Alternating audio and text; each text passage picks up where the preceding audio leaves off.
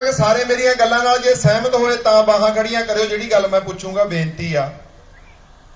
ਹੁਣ ਗੱਲ ਕੀਤੀ ਵੀ ਆ ਹਾਲਾਤਾਂ 'ਚ ਕਿਉਂ ਪਹੁੰਚੇ, ਕਿਉਂਕਿ ਵਰਤਾਰਾ ਕੀ ਵਾਪਰਿਆ। ਛੋਟੀ ਜਿਹੀ ਇੱਕ ਸਟੋਰੀ ਮੈਂ ਸਾਂਝੀ ਕਰਦਾ ਹੁੰਦਾ। ਕਹਿੰਦੇ ਕਿਸੇ ਸੱਥ ਦੇ ਵਿੱਚ ਨਾ ਲੋਕ ਇਕੱਠੇ ਹੋਏ ਬੈਠੇ ਸੀ, ਜਿਵੇਂ ਆਪਾਂ ਇਕੱਠੇ ਆ, ਤੇ ਇੱਕ ਜਾਨਵਰ ਖੜਾ ਸੀ ਤੇ ਇੱਕ ਬੰਦੇ ਨੇ ਆ ਕੇ ਜਾਨਵਰ ਦੀ ਪੂਛ ਫੜ ਲਈ ਘੁੱਟ ਕੇ। ਤੇ ਜਾਨਵਰ ਸੀ ਜੀ ਗਧਾ। ਤਾਂ ਗਧੇ ਨੇ ਆਪਦੀ ਫਿਤਰਤ ਮੁਤਾਬਕ ਕੰਮ ਕਰਨਾ ਸ਼ੁਰੂ ਕਰਤਾ, ਦਲੱਤੇ ਮਾਰਨੇ ਸ਼ੁਰੂ ਕਰਤੇ ਤੇ ਮਾਰ ਮਾਰ ਕੇ ਦਲੱਤੇ ਬੰਦੇ ਦਾ ਜਵਾੜਾ ਭੰਨਤਾ। ਨੱਕ ਚੋਂ ਲਹੂ ਚੱਲ ਪਿਆ, ਅੱਖਾਂ ਸੁੱਜ ਗਈਆਂ, ਕੰਨਾਂ ਚੋਂ ਲਹੂ। ਗੱਲ ਮੁਕਾਓ ਵੀ ਸਾਰਾ ਮੂੰਹ ਲਹੂ ਲਹਾਣ ਹੋ ਗਿਆ, ਪਰ ਮਾਂ ਦੇ ਪੁੱਤ ਨੇ ਪੂਛ ਨਾ ਛੱਡੀ।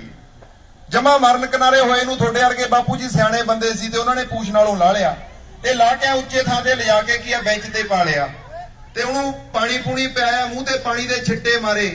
ਜਦੋਂ ਸੁਰਤ ਮਾੜੀ ਮੋਟੀ ਆਈ ਤਾਂ ਸੁਰਤ 'ਚ ਲਿਆ ਕੇ ਉਹਨੂੰ ਕਹਿੰਦੇ ਭਲਿਆ ਮਾਨਸਾ ਕੀ ਖੱਟਿਆ। ਕਹਿੰਦੇ ਸਾਰਾ ਨੱਕ ਮੂੰਹ ਸਿਰ ਲਹੂ ਲਹਾਣ ਕਰਾ ਲਿਆ, ਪੂਛ ਹੀ ਛੱਡ ਦਿੰਦਾ। ਉਹ ਕਹਿੰਦਾ ਮੇਰੀਆਂ ਸੱਟਾਂ ਫੇਟਾਂ ਦੀ ਛੱਡੋ, ਕਹਿੰਦਾ ਮੇਰੀ ਪਕੜ ਦੇਖੀ ਕਿੱਡੀ ਮਜ਼ਬੂਤ ਆ। ਤੇ ਆਪਾਂ ਹੀ ਪਕੜ ਬਣਾਈ ਬੈਠੇ ਆ ਕਾਲੀਆਂ ਕਾਂਗਰਸੀਆਂ ਦੀ। ਯਾਰ ਸਾਰਾ ਨੱਕ ਮੂੰਹ ਫੁੱਟਿਆ ਪਿਆ ਜਿੰਨੇ ਬੈਠੇ ਆ। ਦੱਸੋ ਕਿਹਦਾ ਪੁੱਤ ਅੱਜ 8 ਵਜੇ ਬਈ ਜੀ ਲਿੰਕ ਰੋਡ ਤੇ ਜਾਣ ਜੋਗਾ ਹੈਗਾ? ਕਿਸੇ ਦਾ ਮੁੰਡਾ ਮੋਟਰਸਾਈਕਲ ਤੇ ਮੈਨੂੰ ਇਹ ਦੱਸ ਦਿਓ ਬਾਹ ਖੜੀ ਕਰਕੇ। ਜਾਨ ਫੜਕ ਵੱਜੀ ਜਾਂਦੀ ਆ ਵੀ ਐ ਨਹੀਂ ਪਤਾ ਸਹੀ ਸਲਾਮਤ ਮੁੜੂ ਕਿ ਨਹੀਂ। ਖੇਤ ਭੇਜਣ ਜੋਗੇ ਨਹੀਂ ਮੋਟਰਸਾਈਕਲ ਤੇ। ਮੈਂ ਆਪਦਾ ਗਵਾਇਆ ਚਿੱਟੇ ਨਾਲ ਬਈ 15 ਸਾਲ ਹੋ ਗਏ ਚਿੱਟੇ ਖਿਲਾਫ ਲੜਦੇ ਨੂੰ, ਟਾਈਮ ਬੰਨ ਕੇ ਵੀ ਲੜ ਕੇ ਦੇਖ ਲਿਆ। ਪਰ ਇੱਕ ਚੀਜ਼ ਕੀ ਆ ਸਮਝ ਆ ਗਈ ਵੀ ਇਹ ਨਸ਼ਾ ਕੀ ਆ, ਕੋਈ ਬਾਹਰੋਂ ਨਹੀਂ, ਇਹਨਾਂ ਸਿਆਸੀ ਲੋਕਾਂ ਨੇ ਪੈਦਾ ਕੀਤਾ। ਤੇ ਨਸ਼ੇ ਦੇ ਖਿਲਾਫ ਲੜਦੇ ਨੂੰ 15 ਸਾਲ ਹੋ ਗਏ ਤੇ ਨਸ਼ਾ 15 ਗੁਣਾ ਹੋ ਗਿਆ, ਘਟਿਆ ਨਹੀਂ 15 ਗੁਣਾ ਵੱਧ ਗਿਆ। ਤੇ ਸਾਰੇ ਹਾਲਾਤ ਆਪਾਂ ਸਾਰੇ ਭੋਗਦੇ। ਤਾਂ ਹੁਣ ਹਾਲਾਤ ਕੀ ਅੱਗ ਕੇ ਇੱਕ ਗੱਲ ਸਮਝ ਆ ਗਈ ਵੀ ਲੋਕਾਂ ਤੋਂ ਪੁੱਛਾਂ ਛਡਾਉਣੀਆਂ ਪੈਣਗੀਆਂ, ਲੋਕਾਂ ਨੂੰ ਅਹਿਸਾਸ ਹੈ ਨਹੀਂ। ਹੁਣ ਗੁਰਬਾਣੀ ਕਹਿੰਦੀ ਆ ਕੂੜ ਬੋਲੇ ਮਰਦਾਰ ਖਾਏ, ਅਵਰੀ ਕੋ ਸਮਝਾਵਣ ਜਾਏ, ਮੁੱਠਾ ਆਪ ਮਹਾਏ ਸੱਥ ਹੈ, ਨਾਨਕ ਐਸਾ ਆਗੂ ਜਪੈ। ਗੁਰਬਾਣੀ ਕਹਿੰਦੀ ਜਿਹੜਾ ਲੋਕਾਂ 'ਚ ਖੜ ਕੇ ਲੋਕਾਂ ਨੂੰ ਠੱਗਦਾ ਨਾ, ਉਹ ਆਪ ਵੀ ਬਰਬਾਦ ਹੁੰਦਾ ਤੇ ਲੋਕਾਂ ਨੂੰ ਵੀ ਬਰਬਾਦ ਕਰਦਾ। ਜਿਨ੍ਹਾਂ ਨੇ ਪੁੱਛਾਂ ਨਹੀਂ ਛੱਡੀਆਂ ਨਾ ਸਾਰੀ ਉਮਰ ਕਢਾਮ ਚੌਧਰੀਆਂ ਨੇ, ਉਹਨਾਂ ਬੰਦਿਆਂ ਨੇ ਆਪ ਵੀ ਬਰਬਾਦ ਹੋਇਆ, ਅਹਿਸਾਸ ਹੈ ਨਹੀਂ। ਕਿਵੇਂ ਬਰਬਾਦ ਹੋਏ? ਅੱਜ ਪਿੰਡਾਂ 'ਚ ਸਹਿਬੇ ਜਾਇਦਾਦ ਬੰਦਿਆਂ ਦੇ ਜਵਾਕ ਬਾਹਰਲੇ ਮੁਲਕਾਂ 'ਚ ਜਾ ਕੇ ਦਿਹਾੜੀਆਂ ਕਰਦੇ ਆ ਕਿ ਨਹੀਂ ਕਰਦੇ? ਤੇ ਜਿਹੜੇ ਮੁਲਕਾਂ 'ਚ ਦਿਹਾੜੀਆਂ ਕਰਦੇ ਆ ਉੱਥੇ 8 ਮਹੀਨੇ ਬਰਫ਼ ਪੈਂਦੀ ਆ। ਜਿੱਥੇ 8 ਮਹੀਨੇ ਬਰਫ਼ ਪੈਂਦੀ ਆ ਉੱਥੇ ਦਿਹਾੜੀਆਂ ਕਰਕੇ ਇੱਥੇ 3 ਮੰਜ਼ਲੀਆਂ ਕੋਠੀਆਂ ਬਣਦੀਆਂ। ਤੇ ਜਿੱਥੇ ਬੰਦਾ ਗੱਡਿਆ ਹਾਰਾ ਹੁੰਦਾ, ਇੱਥੇ ਅਸੀਂ ਭੁੱਖੇ ਕਿਉਂ ਮਰ ਗਏ? ਅਸੀਂ ਪੁੱਛਾਂ ਨਹੀਂ ਛੱਡੀਆਂ, ਘੁੱਟ ਕੇ ਫੜੀ ਰੱਖੀਆਂ, ਨੱਕ ਮੂੰਹ ਸਿਰ ਸਾਰਾ ਫੁੱਟ ਗਿਆ, ਅਹਿਸਾਸ ਹੈ ਨਹੀਂ। ਜਿਹੜੇ ਕੈਂਸਰ ਦੇ ਨਾਲ ਸਾਡੇ ਘਰਾਂ 'ਚ 70 ਵਿਛਦੇ ਆ, ਉਸੇ ਕੈਂਸਰ ਦੇ ਨਾਲ ਮਾਨਯੋਗ ਪ੍ਰਕਾਸ਼ ਸਿੰਘ ਬਾਦਲ ਦੇ ਘਰ ਵਾਲੀ ਦੀ ਵੀ ਮੌਤ ਹੁੰਦੀ ਆ। ਉਸੇ ਕੈਂਸਰ ਦੇ ਨਾਲ ਹਰਚਰਨ ਬਰਾੜ ਦੀ ਮੌਤ ਹੁੰਦੀ ਆ, ਉਹਦਾ ਮੁੰਡਾ ਸਨੀ ਬਰਾੜ ਮਰਦਾ। ਇੰਦਰਜੀਤ ਜੀਰਾ ਪਿੱਛੇ ਜੇ ਮੁੱਕਿਆ, ਭੋਗਦੇ ਉਹ ਵੀ ਆ। ਯਾਰ ਅਹਿਸਾਸ ਹੈ ਨਹੀਂ। ਅੱਜ ਥੋੜਾ ਜਿਹਾ ਅਹਿਸਾਸ ਕਰਾਉਣ ਆਇਆ, ਤੁਹਾਨੂੰ ਕੁਝ ਬੇਨਤੀਆਂ ਕਰਨ ਆਇਆ ਬਜ਼ੁਰਗਾਂ ਨੂੰ ਕਿ ਬਾਪੂ ਜੀ ਆਪਾਂ ਉੱਜੜ ਸਾਰੇ ਗਏ। ਹੁਣ ਗੱਲ ਕੀਤੀ ਆ ਕਿ ਆਪਾਂ ਉੱਜੜੇ ਆਪ ਨਹੀਂ, ਅਸਲ 'ਚ ਕੁਝ ਮਿੱਥਾਂ ਨੇ ਜਿਹੜੀਆਂ ਅੱਜ ਤੋੜਾਂਗੇ ਬਾਈ। ਜੇ ਸਹਿਮਤ ਹੋਏ ਨਾ ਮਿੱਥਾਂ ਤੋੜਨ ਦੇ ਨਾਲ, ਆਪਾਂ ਫੇਰ ਹੀ ਕਾਮਯਾਬ ਹੋਵਾਂਗੇ। ਹੁਣ ਮਿੱਥ ਕੀ ਆ? ਅਸੀਂ ਕਈ ਵਾਰੀ ਪਿੰਡਾਂ 'ਚ ਜਦੋਂ ਬੋਲਦੇ ਆ ਨਾ, ਬੋਲਣ ਤੋਂ ਬਾਅਦ ਕਈ ਬਜ਼ੁਰਗ ਮਗਰੋਂ ਕਹਿ ਦਿੰਦੇ ਆ ਵੀ ਸ਼ੇਰਾ ਲੋਕ ਨਹੀਂ ਸੁਧਰਦੇ। ਹੁਣ ਲੋਕ ਕੌਣ ਨੇ? ਆਪਾਂ ਸਾਰੇ ਲੋਕ ਬੈਠੇ ਆ ਬਾਈ ਜੀ। ਤੇ ਹਰੇਕ ਦੇ ਦਿਮਾਗ 'ਚ ਇੱਕ ਗੱਲ ਚੱਲ ਰਹੀ ਆ ਵੀ ਲੋਕ ਤਾਂ ਸੁਧਰਦੇ ਨਹੀਂ, ਆਪਾਂ ਹੀ ਨਹੀਂ ਸੁਧਰਦੇ ਜਿਹੜੇ ਬੈਠੇ ਗੱਲ ਸੋਚਦੇ ਆ। ਤੁਹਾਡੇ ਪਿੰਡ 'ਚ ਬਾਹਲੇ ਬੰਦੇ ਮਾੜੇ ਨਹੀਂ, ਤੁਹਾਡੇ ਪਿੰਡ 'ਚ 8-10 ਬੰਦੇ ਮਾੜੇ ਹੋਣਗੇ, 5-7 ਕਾਂਗਰਸੀ, 5-7 ਅਕਾਲੀ ਜਾਂ 5-7 ਨਵੇਂ ਇਨਕਲਾਬੀ। 10-15 ਬੰਦੇ ਪਿੰਡ ਬਰਬਾਦ ਕਰੀ ਤੁਰੇ ਆਉਂਦੇ, ਆਪਾਂ ਇੱਕ ਦੂਜੇ ਨੂੰ ਮਾੜਾ ਕਹੀ ਜਾਂਦੇ ਆ। ਕਿੰਨੇ ਕੁ ਲੋਕ ਤੁਹਾਡੇ 'ਚੋਂ ਚਿੱਟਾ ਵੇਚਦੇ ਮੈਨੂੰ ਦੱਸ ਦਿਓ? ਕਿੰਨੇ ਕੁ 2 ਨੰਬਰ ਦਾ ਕੰਮ ਕਰਦੇ ਆ? ਯਾਰ ਉਹੀ ਮਿੱਥ ਬਣਾ ਲਈ ਆਪਾਂ ਵੀ ਲੋਕ ਮਾੜੇ ਆ। ਲੋਕ ਕਿੱਥੇ ਮਾੜੇ ਆ? ਸਾਡੇ ਲੋਕ ਨਹੀਂ ਜੀ ਮਾੜੇ। ਆਪਾਂ ਉਹੀ ਕਹਦਾ ਲੋਕ ਮਾੜੇ। ਆਪਾਂ ਸਾਰੇ ਬੈਠੇ ਆਪਦੇ ਅੰਦਰ ਝਾਤੀ ਮਾਰੋ, ਤੁਸੀਂ ਕੀ ਕ੍ਰਾਈਮ ਕਰਦੇ ਹੋ, ਕੀ 2 ਨੰਬਰ ਦਾ ਕੰਮ ਕਰਦੇ ਹੋ, ਕੀ ਲੋਕਾਂ ਦਾ ਹੱਕ ਖਾਂਦੇ ਹੋ? ਜਿਹੜੇ ਹੱਕ ਖਾਂਦੇ ਆ ਤੁਹਾਡੇ ਥਾਣੇ ਕਚਹਿਰੀਆਂ 'ਚੋਂ ਦਲਾਲੀਆਂ ਕਰਦੇ ਆ, ਤੁਹਾਡੇ ਪਿੰਡਾਂ ਦੇ ਬਾਦਲ ਕੈਪਟਨ ਨੇ, ਜਾੜਦੇ ਉਹ ਆ। ਸਾਨੂੰ ਤਾਂ ਹਲੇ ਬਾਦਲ ਕੈਪਟਨ ਬਾਪੂ ਜੀ ਨਹੀਂ ਜਾੜਦੇ, ਪਿੰਡਾਂ ਵਾਲੇ ਜਾੜੀ ਜਾਂਦੇ ਆ। ਸਾਨੂੰ ਚੜਾਉਂਦਾ ਕੌਣ ਆ? ਇੱਕ ਮੈਂ ਛੋਟੀ ਜੀ ਗੱਲ ਸੁਣਾਈ ਸੀ, ਉਹ ਬੜੀ ਵਾਇਰਲ ਹੋਈ, ਬਹੁਤ ਚੈਨਲ ਵਾਲੇ ਵੀ ਚੱਕ ਕੇ ਪਾਈ, ਉਹ ਤੁਹਾਡੇ ਨਾਲ ਸਾਂਝੀ ਕਰਦਾ। ਕਹਿੰਦੇ ਕੀ ਹੋਇਆ? ਕਹਿੰਦੇ ਇੱਕ ਮਰ ਕੇ ਦਰਵੇਸ਼ ਸੀ ਤੇ ਦਰਵੇਸ਼ ਨੇ ਕੀ ਹੈ ਕਿ ਗਧੇ ਦੇ ਗਲ 'ਚ ਰੱਸੀ ਪਾਈ ਹੋਈ ਸੀ ਤੇ ਉਹ ਗਧੇ ਦੀ ਰੱਸੀ ਲਿਆ ਕੇ ਕੀ ਕਰਦਾ, ਉਹ ਇੱਕ ਚੌਂਕ 'ਚ ਖੜ ਕੇ ਇੱਕ ਬੰਦੇ ਨੂੰ ਫੜਾ ਦਿੰਦਾ, ਦਲਾਲ ਨੂੰ। ਕਹਿੰਦਾ ਗਧੇ ਨੂੰ ਵੇਚ। ਤੇ ਗਧੇ ਨੂੰ ਫਿਰ ਉਹ ਬੰਦਾ ਵੇਚਣਾ ਸ਼ੁਰੂ ਕਰਦਾ ਤੇ ਬੋਲਦਾ ਕੀ ਆ ਵੀ 5 ਲੱਖ ਦਾ ਗਧਾ ਲਓ, 5 ਲੱਖ ਦਾ। ਜਦੋਂ ਉੱਚੀ ਉੱਚੀ ਬੋਲਣਾ ਸ਼ੁਰੂ ਕਰ ਦਿੰਦਾ ਤਾਂ ਕੋਲ ਦੀ ਕੀ ਆ ਇੱਕ ਰਾਜਾ ਲੰਘਿਆ ਜਾਂਦਾ ਆਪਦੇ ਵਜ਼ੀਰ ਨਾਲ। ਉਹਦੇ ਕੰਨ 'ਚ ਜਦੋਂ ਆਵਾਜ਼ ਪੈਂਦੀ ਆ, ਉਹ ਜਾ ਕੇ ਕੀ ਆ ਉਹਨੂੰ ਜਾ ਕੇ ਕਹਿੰਦਾ ਓਏ ਤੂੰ ਲੋਕਾਂ ਨੂੰ ਮੂਰਖ ਬਣਾਉਣਾ, ਕਦੇ ਗਧਾ 5 ਲੱਖ ਦਾ ਹੋਇਆ। ਤਾਂ ਜਿਹੜਾ ਕੀ ਹੈ ਦਲਾਲ ਸੀ ਉਹ ਕਹਿੰਦਾ ਰਾਜਾ ਸਾਹਿਬ ਇਹ ਗਧੇ 'ਚ ਗੁਣ ਬਹੁਤ ਨੇ। ਕਹਿੰਦਾ ਕੀ ਗੁਣ ਆ? ਕਹਿੰਦਾ ਇਹ ਗਧੇ ਤੇ ਚੜ ਕੇ ਆਪਦੇ ਵੱਡ ਵਡੇਰਿਆਂ ਦੇ ਦਰਸ਼ਨ ਹੋ ਜਾਂਦੇ ਜਿਹੜੇ ਗੁਜ਼ਰ ਗਏ, ਉਹਨਾਂ ਨਾਲ ਗੱਲਾਂ ਬਾਤਾਂ ਹੋ ਜਾਂਦੀਆਂ। ਹੁਣ ਰਾਜੇ ਦੀ ਮਰੀ ਸੀ ਮਾਂ ਛੋਟੇ ਹੁੰਦੇ ਦੀ, ਤੇ ਰਾਜੇ ਨੂੰ ਚਾਅ ਚੜ ਗਿਆ ਵੀ ਅੱਜ ਕੀ ਆ ਬਜ਼ੁਰਗ ਦੇ ਦਰਸ਼ਨ ਹੋਣਗੇ। ਮਾਤਾ ਦੇ ਸੌਰੀ ਮਾਂ ਮਰੀ ਸੀ ਤਾਂ ਬੜਾ ਚਾਅ ਚੜਿਆ ਉਹਨੂੰ। ਉਹ ਕਹਿੰਦਾ ਜੇ ਗੱਲ ਗਲਤ ਨਿਕਲੀ ਦਲਾਲ ਕਹਿੰਦਾ ਗਲ ਵੱਢ ਦਿਓ। ਕਹਿੰਦਾ ਠੀਕ ਹੈ। ਰਾਜੇ ਦੇ ਨਾਲ ਵਜ਼ੀਰ ਸੀ, ਵਜ਼ੀਰ ਨੂੰ ਕਹਿੰਦਾ ਵੀ ਵਜ਼ੀਰ ਸਿਆ ਗਧੇ ਤੇ ਚੜ ਕੇ ਦੇਖ। ਹੁਣ ਵਜ਼ੀਰ ਦਾ ਮਰਿਆ ਸੀ ਪਿਓ। ਵਜ਼ੀਰ ਜਦੋਂ ਪਹਿਲਾਂ ਗਧੇ ਤੇ ਚੜਨ ਲੱਗਿਆ ਉਹਨੂੰ ਰੋਕ ਲਿਆ ਦਲਾਲ ਨੇ। ਕਹਿੰਦਾ ਵੀ ਇੱਕ ਸ਼ਰਤ ਆ। ਕਹਿੰਦਾ ਕੀ ਸ਼ਰਤ ਆ? ਕਹਿੰਦਾ ਵੀ ਗਧੇ ਤੇ ਚੜ ਕੇ ਨਾ ਵੱਡ ਵਡੇਰੇ ਦਿਸਣਗੇ ਉਹਨੂੰ ਜਿਹੜਾ ਆਪਦੇ ਪਿਓ ਦਾ ਹੋਇਆ। ਉਹ ਨਹੀਂ ਦਿਸਦੇ, ਏਡਾ ਹਰਾਮ ਦਾ ਉਹਨੂੰ ਨਹੀਂ ਦਿਸਦੇ। ਗੱਲ ਸਮਝ ਗਏ ਸਾਰੇ? ਤਾਂ ਹਾਲਾਤ ਕੀ ਵਾਪਰਦੇ ਆ? ਗਧੇ ਤੇ ਚੜ ਗਿਆ ਜੀ ਹੁਣ ਵਜ਼ੀਰ, ਤੇ ਚੜ ਕੇ ਲੰਬੀ ਨਿਗਾਹ ਮਾਰਦਾ, ਤੇ ਲੰਬੀ ਨਿਗਾਹ ਮਾਰ ਕੇ ਦੇਖਦਾ ਆਪਦੇ ਪਿਓ ਨੂੰ ਮਨ ਚ ਤੇ ਆ ਕੇ ਹੁਣ ਮੂਰੇ ਹੋਵੇ ਤਾਂ ਕੁਝ ਦਿਸੇ। ਜਦੋਂ ਕੁਝ ਨਾ ਦਿਸਿਆ ਉਹਨੇ ਸੋਚਿਆ ਵੀ ਰਾਜੇ ਨੂੰ ਦੱਸਾਂ ਵੀ ਮੂਰੇ ਦੀਂਦਾ ਕੁਝ ਨਹੀਂ ਤਾਂ ਗਲ ਵੱਢ ਗਏ। ਪਰ ਜਦੋਂ ਗੱਲ ਸੋਚੀ ਤਾਂ ਨਾਲ ਦੀ ਨਾਲ ਦਿਮਾਗ 'ਚ ਦੂਜੀ ਸ਼ਰਤ ਯਾਦ ਆ ਗਈ। ਉਹਨੇ ਸੋਚਿਆ ਯਾਰ ਮੈਂ ਹਰਾਮ ਦਾਣਾ ਵੱਜਾਂ। ਉਹ ਇੱਕ ਸਕੀਮ ਲਾ ਗਿਆ। ਸਕੀਮ ਕੀ ਲਾਈ? ਉਹਨੇ ਹਵਾ 'ਚ ਹੀ ਆਪਦੇ ਪਿਓ ਨਾਲ ਗੱਲਾਂ ਕਰ ਲਈਆਂ। ਕਹਿੰਦਾ ਬਾਪੂ ਠੀਕ ਆ? ਹਵਾ 'ਚ ਹੀ ਗੱਲਾਂ ਕਰ ਗਿਆ ਤੇ ਗਧੇ ਤੋਂ ਉਤਰ ਆਇਆ। ਫਿਰ ਵਾਰੀ ਆ ਗਈ ਜੀ ਰਾਜੇ ਦੀ। ਰਾਜਾ ਕੀ ਹੈ ਚਾਅ ਨਾਲ ਚੜਿਆ ਮਾਂ ਦੇ ਦਰਸ਼ਨ ਕਰਨ। ਰਾਜਾ ਚੜ ਗਿਆ ਗਧੇ ਤੇ ਚੜ ਕੇ ਗਧੇ ਤੇ ਫਿਰ ਰਾਜੇ ਨੇ ਨਿਗਾਹ ਮਾਰੀ। ਰਾਜੇ ਨੇ ਸੋਚਿਆ ਵੀ ਕੀ ਆ ਮਾਂ ਨੂੰ ਧਿਆਉਂਦਾ ਵੀ ਮਾਂ ਦਿਸੂ ਮੂਰੇ, ਹੁਣ ਹੋਵੇ ਤਾਂ ਕੁਝ ਦਿਸੇ। ਜਦੋਂ ਕੁਝ ਨਾ ਦਿਸਿਆ ਤਾਂ ਫਿਰ ਕੀ ਆ ਰਾਜੇ ਨੂੰ ਗਰਮੀ ਬਹੁਤ ਆਈ। ਕਹਿੰਦਾ ਗਲ ਵੱਢ ਗਏ ਇਹਦਾ।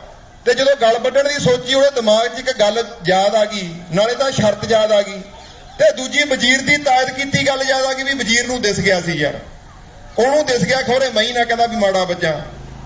ਤਾਂ ਫਿਰ ਕੀ ਕੀਤਾ ਜੀ ਰਾਜੇ ਨੇ ਵੀ ਵਜ਼ੀਰ ਵਾਲੀ ਸਕੀਮ ਵਰਤੀ ਤੇ ਰਾਜਾ ਵੀ ਕੀ ਕੀਤਾ, ਰਾਜੇ ਨੇ ਵੀ ਹਵਾ 'ਚ ਹੀ ਆਪਦੀ ਮਾਂ ਨਾਲ ਗੱਲਾਂ ਕਰ ਲਈਆਂ। ਹੁਣ ਇਹ ਗੱਲ ਸਾਡੇ ਨਾਲ ਵਾਪਰਦੀ ਆ, ਗੱਲ ਸਮਝਿਓ। ਹੁਣ ਜਿਹੜੇ ਦਰਵੇਸ਼ ਲੈ ਕੇ ਆਇਆ ਸੀ ਨਾ ਗਧੇ ਦੇ ਗਲ 'ਚ ਰੱਸਾ ਪਾ ਕੇ, ਉਹ ਦਰਵੇਸ਼ ਸਾਡੇ ਕੈਪਟਨ ਬਾਦਲ ਜਿਹੜੇ ਦਰਵੇਸ਼ ਸਿਆਸਤਦਾਨ ਕਹਾਉਂਦੇ ਆ, ਉਹ ਗਧੇ ਦੇ ਗਲ 'ਚ ਰੱਸੇ ਪਾ ਕੇ ਲਿਆਉਂਦੇ ਆ। ਗਧੇ ਕੌਣ ਆ? ਜਿਹੜੇ ਐਮਐਲਏ ਐਮਪੀ ਆ ਸਾਡੇ। ਇਹ ਗਧੇ ਕਿਉਂ ਆ? ਕਿਉਂਕਿ ਅਕਲ ਹੀ ਹੈ ਨਹੀਂ। ਹੁਣ ਸਦੀਕ ਨੂੰ ਕਿਸੇ ਨੇ ਪੁੱਛ ਲਿਆ ਵੀ ਕਾਨੂੰਨ ਮਾੜੇ ਕਿਉਂ ਆ? ਕਹਿੰਦਾ ਮੇਰਾ ਤਾਂ ਮੋਢਾ ਟੁੱਟਿਆ ਜੀ। ਅਕਲ ਆ ਯਾਰ ਇਹ। ਹੁਣ ਉਹ ਗਧੇ ਕੀ ਆ? ਗਧਿਆਂ ਦੇ ਗਲ 'ਚ ਰੱਸੇ ਪਾ ਕੇ ਲੈ ਆਏ। ਉਹਨਾਂ ਨੇ ਕੀ ਆ ਚੌਂਕ 'ਤੇ ਲਿਆ ਕੇ ਖੜੇ ਕਰਤੇ ਤੇ ਰੱਸੀ ਕਿਹਨੂੰ ਫੜਾਈ? ਦਲਾਲ ਨੂੰ। ਦਲਾਲ ਕੌਣ ਨੇ? ਜਿਹੜੇ ਥਾਣਿਆਂ 'ਚੋਂ ਦਲਾਲੀ ਖਾਂਦੇ ਆ, ਜਿਹੜੇ ਖੱਡਾਂ 'ਚੋਂ ਦਲਾਲੀ ਖਾਂਦੇ ਆ, ਜਿਹੜੇ 2 ਨੰਬਰ ਦੀ ਸ਼ਰਾਬ ਪਕਾਉਂਦੇ ਆ, ਪੈਸੇ ਖਾਂਦੇ ਆ, ਉਹ ਦਲਾਲਾਂ ਦੇ ਹੱਥ 'ਚ ਰੱਸਾ ਫੜਾਉਂਦੇ ਆ। ਠੀਕ ਹੈ। ਤੇ ਫੇਰ ਕੀ ਆ? ਉਹ ਗਧੇ ਤੇ ਚੜਦਾ ਕੌਣ ਆ? ਜਿੰਨੇ ਆਪਾਂ ਬੈਠੇ ਆ ਬਾਈ ਜੀ, ਆਪਾਂ ਸਾਰੇ ਰਾਜੇ ਆ। ਲੋਕਤੰਤਰ ਦੇ ਰਾਜੇ ਲੋਕ ਹੁੰਦੇ ਆ। ਤੇ ਸਾਨੂੰ ਗਧੇ ਤੇ ਚੜਾਉਂਦਾ ਕੌਣ ਆ? ਵਜ਼ੀਰ ਚੜਾਉਂਦੇ ਆ ਜਿਹੜੇ ਦਲਾਲੀਆਂ ਖਾਂਦੇ ਆ ਪਿੰਡਾਂ ਦੇ ਕੜਮ ਚੌਧਰੀ ਆ। ਗੱਲ ਸਮਝ ਆ ਗਈ ਸਾਰਿਆਂ ਨੂੰ? ਜਿਹੜੇ ਸਹਿਮਤ ਹੋ ਇਸ ਗੱਲ ਨਾਲ ਉਹ ਬਾਂਹ ਖੜੀ ਕਰਿਓ, ਜਿਹੜੇ ਸਹਿਮਤ ਹੋ ਇਸ ਗੱਲ ਨਾਲ ਵੀ ਐਂ ਹੁੰਦਾ। ਸਾਰੇ ਸਹਿਮਤ ਆ। ਹੁਣ ਬਿਮਾਰੀ ਦੀ ਜੜ ਸਾਰਿਆਂ ਨੂੰ ਪਤਾ ਲੱਗ ਗਈ ਕੀ ਆ।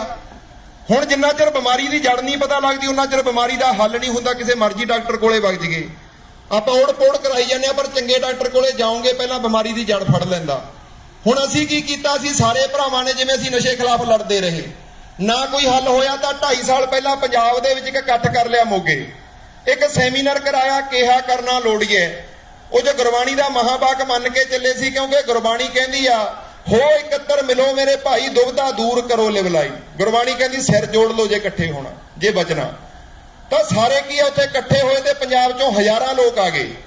ਉਹ 'ਚ ਬੜੇ NGO ਕਲੱਬ ਆਏ, ਹੋਰ ਲੋਕ ਸ਼ਾਮਲ ਹੋਏ। ਸਾਰਿਆਂ ਨੇ ਇਕੱਠੇ ਹੋ ਕੇ 2 ਦਿਨ ਮੰਥਨ ਕੀਤਾ, ਦਿਨ ਪਰ ਰਾਤ। ਤੇ ਮੰਥਨ ਕਰਨ ਤੋਂ ਬਾਅਦ 2 ਚੀਜ਼ਾਂ ਤਿਆਰ ਕਰ ਲਈਆਂ। 11 ਨਕਾਤੀ ਪ੍ਰੋਗਰਾਮ ਤਿਆਰ ਕੀਤਾ ਤੇ ਦੂਜਾ ਕੰਮ ਇਹ ਕੀਤਾ ਵੀ ਜਿਹੜੇ ਪੰਜਾਬ ਦੇ ਦੋਸ਼ੀ ਆ ਉਹਨਾਂ ਨੂੰ ਨਾਲ ਤੋਰਿਆ ਜਾਵੇ। ਹੁਣ ਪੰਜਾਬ ਦੇ ਦੋਸ਼ੀ ਆਪਦੇ ਆਪ ਨੂੰ ਨਾ ਮੰਨਿਆ ਕਰੋ। ਇੱਕ ਹੱਥ ਬੰਨ ਕੇ ਬੇਨਤੀ, ਆਪਾਂ ਦੋਸ਼ੀ ਨਹੀਂ ਹੈਗੇ।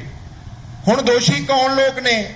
ਜਿਨ੍ਹਾਂ ਲੋਕਾਂ ਦੇ ਕੀ ਅੱਖਾਂ ਸਾਹਮਣੇ ਪੰਜਾਬ ਉਜੜ ਗਿਆ, ਜਿਹੜੇ ਸਾਰਾ ਕੁਝ ਜਾਣਦੇ ਸੀ, ਬੁੱਝਦੇ ਸੀ, ਕਿਰਦਾਰ ਵੀ ਉਹਨਾਂ ਦੇ ਚੰਗੇ ਸੀ, ਪਰ ਉਹ ਬੋਲੇ ਨਹੀਂ, ਚੁੱਪ ਕਰਕੇ ਬੈਠੇ ਰਹੇ, ਇਕੱਲੀ ਇਮਾਨਦਾਰੀ ਸਾਂਭੀ ਰੱਖੀ। ਉਹ ਲੋਕ ਵੀ ਕੁਝ ਨਾ ਕੁਝ ਕੀ ਆ ਜ਼ਿੰਮੇਵਾਰ ਨੇ। ਆਪਾਂ ਨੂੰ ਤਾਂ ਹੀ ਨਹੀਂ ਪਤਾ ਪਿੰਡਾਂ 'ਚ ਵੀ ਲੁੱਟ ਕਿੰਨੀ ਹੁੰਦੀ ਆ, ਜਿਹੜੀ ਕੀ ਆ ਹੁਣ RTI 'ਚ ਕੀ ਆ ਸਰਦਾਰ ਸਾਹਿਬ ਨੇ ਦੱਸਿਆ, ਕਿਸੇ ਨੂੰ ਪਤਾ? ਸਾਨੂੰ ਤਾਂ ਹੀ ਨਹੀਂ ਪਤਾ ਵੀ ਲੁੱਟ ਕੌਣ ਗਿਆ ਤੇ ਕਿੰਨਾ ਲੁੱਟ ਗਿਆ।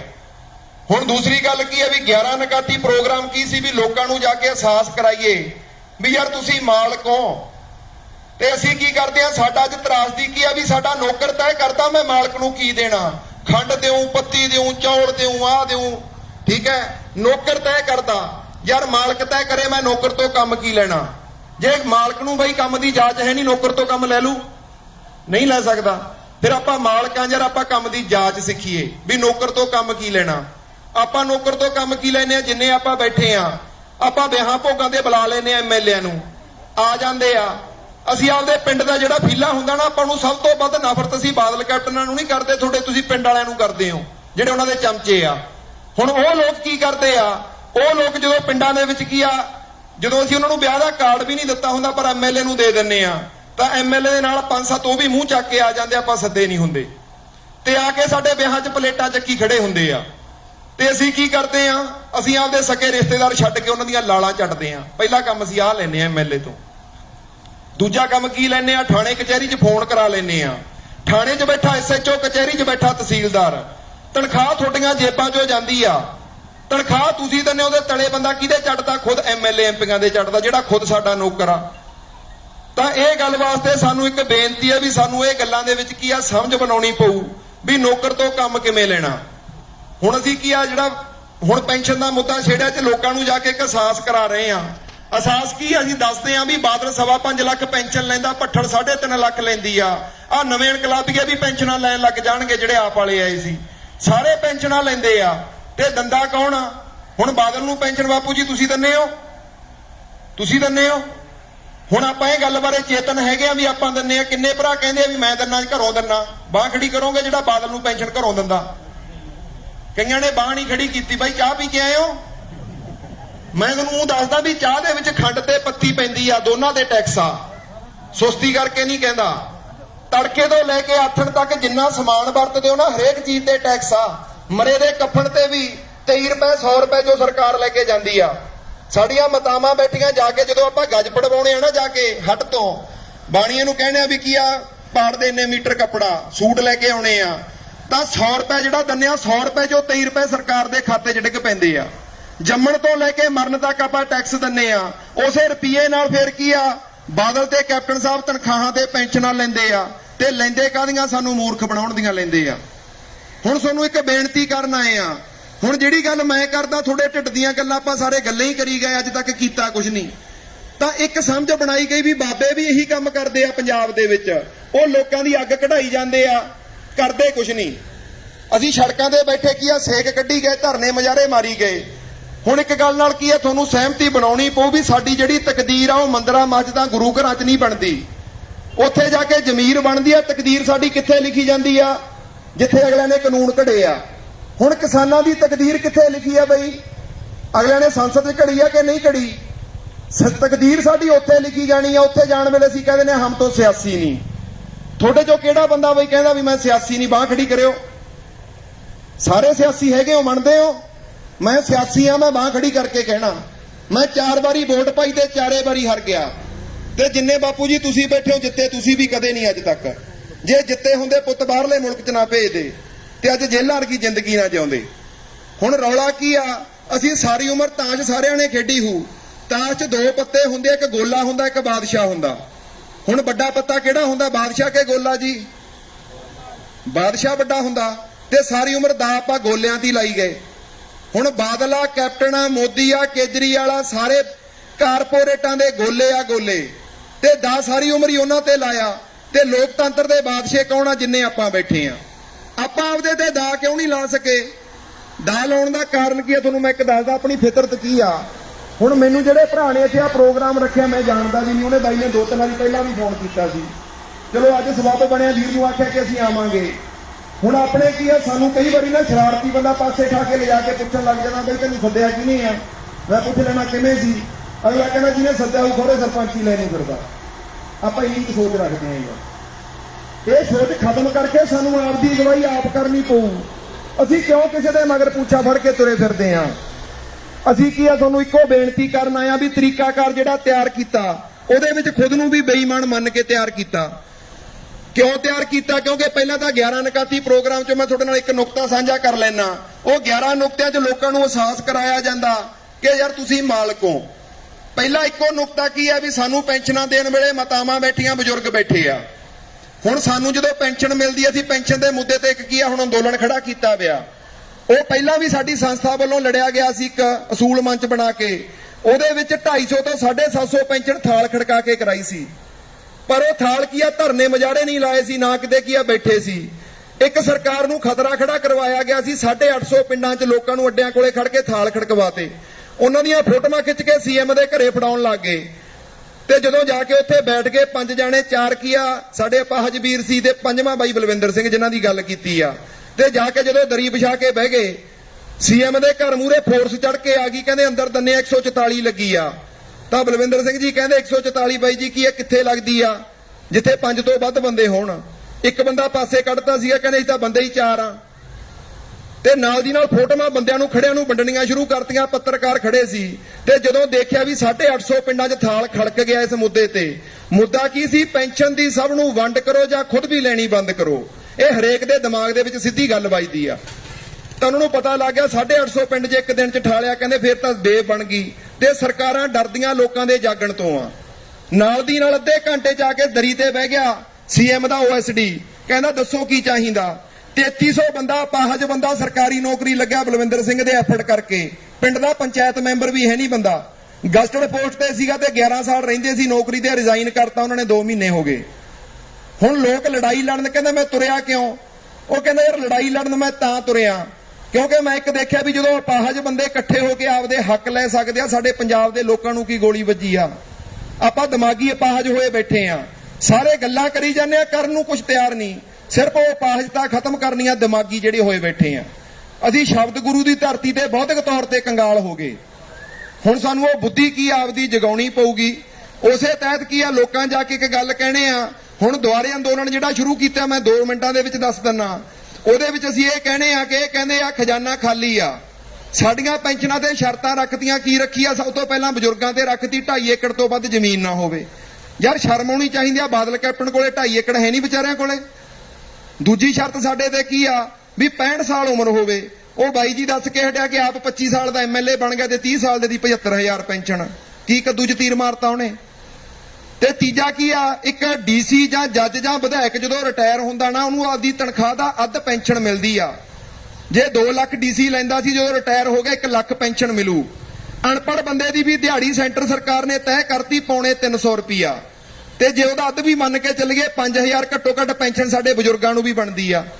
ਪਰ ਸਾਨੂੰ 750 ਬੰਦਿਆਂ ਦਾ ਵੀ ਢਿੱਡ ਦੁਖੀ ਜਾਂਦਾ, ਆਪਾਂ ਕਦੇ ਬੋਲੇ। ਹੁਣ ਪੈਨਸ਼ਨ ਦਾ ਹੱਕ ਤੁਹਾਡਾ ਸਾਰਿਆਂ ਦਾ।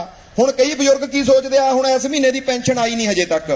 ਹੁਣ ਬਜ਼ੁਰਗ ਸੋਚਦੇ ਆ ਵੀ ਅਗਲੇ ਮਹੀਨੇ ਦੀ ਆ ਜੇ, ਆਪਾਂ ਕਿਹੜਾ ਮੂੰਗੀ ਗੁੱਡੀ ਆ। ਪਰ ਮੈਂ ਤੁਹਾਨੂੰ ਬੇਨਤੀ ਕਰਦਾ, ਤੁਹਾਡਾ ਹੱਕ ਆ। ਹੱਕ ਕਿਉਂ ਆ? ਦੁਨੀਆ ਦਾ ਕੋਈ ਮੁਲਕ ਨਹੀਂ ਬਾਈ ਜੀ ਜਿਹੜਾ ਬੁਢਾਪਾ ਨਹੀਂ ਸਾਂਭਦਾ, ਕਿਉਂਕਿ ਸਾਰੀ ਉਮਰ ਤੁਸੀਂ ਟੈਕਸ ਭਰਿਆ ਜਿੰਨੇ ਬੈਠੇ ਹੋ, ਜੰਮਣ ਤੋਂ ਲੈ ਕੇ ਮਰਨ ਤੱਕ। ਉਹਦਾ ਅਹਿਸਾਸ ਕਰਿਓ। ਤੇ ਤੁਹਾਨੂੰ ਸਰਕਾਰ ਨੇ ਦਿੱਤਾ ਕੀ ਆ? ਇੱਕ ਆਟਾ ਦਾਲ ਕਾਰਡ ਤੇ ਪੈਨਸ਼ਨ ਹੀ ਸਰਕਾਰ ਪਿੰਡਾਂ 'ਚ ਦਿੰਦੀ ਹੈ। ਦੂਤੇ ਕੀ ਦਿੰਦੀ ਆ? ਹੁਣ ਮੈਂ ਕਹਿਣਾ ਕੀ ਆ, ਇੱਕ ਜੱਜ ਨੇ ਇਕੱਲੇ ਨੇ ਦੇਸ਼ ਦੀ ਸੇਵਾ ਨਹੀਂ ਕੀਤੀ, ਇੱਕ ਵਿਧਾਇਕ ਨੇ ਜਾਂ ਡੀਸੀ ਨੇ। ਉਹ ਪੜ੍ਹਿਆ ਲਿਖਿਆ ਸੀ, ਏਸੀ ਕਮਰੇ 'ਚ ਬੈਂਦਾ ਸੀ, ਚੰਗੀਆਂ ਤਨਖਾਹਾਂ ਲੈਂਦਾ ਸੀ। ਹੁਣ ਜਿਹੜਾ ਮਜ਼ਦੂਰ ਸੀ ਜਿਹਨੇ ਸਿਖਰ ਦੁਪਹਿਰੇ ਸਿਰ ਤੇ ਬੱਠਲ ਢੋਇਆ, ਸੜਕ ਬਣਾਤੀ, ਆਹ ਪਾਰਕ ਬਣਾਇਆ, ਆਹ ਬਿਲਡਿੰਗ ਬਣਾਈ ਆ, ਉਹਨੇ ਦੇਸ਼ ਦੀ ਸੇਵਾ ਨਹੀਂ ਕੀਤੀ।